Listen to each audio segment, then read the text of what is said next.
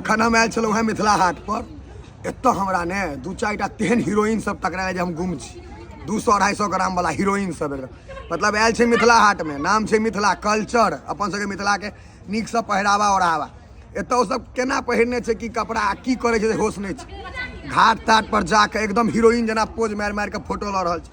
ओहियो ले हमरा दिक्कत नहीं है, लेकिन अश्लीलता फैला रहल छै, हमरा एहिटा ले दिक्कत। एलहुँ हैं एतऽ नीक नीक लोक अबै छै मिथिला के देखे ले, जे मिथिला में एते बढ़िया चीज भेलै।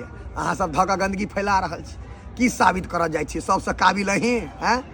जहन कतौ मिथिला वाला जगह पर जाए, जे मिथिला से रिलेटेड छै, जे मिथिला के रिप्रेजेंट करे छै, तो ओतऽ कम से कम नीक से पहिरावा ओढ़ावा पहिर कऽ जइयो, जे लागे जे हाँ मिथिला में एलहुँ हैं, मिथिला के बेटी सिया धिया एलखिन हैं। ई नहीं जे बुझाए जे कतौ से आवारा पागल आबि गेलै। ध्यान देबै कनी, आब से जे हम देखब ककरो एना तो हम टोइको देब जे मिथिला के बदनाम नहीं करियो अहाँ सब। ई माँ सिया के धरती छै, एकरा माँ सीता के धरती रह दियौ।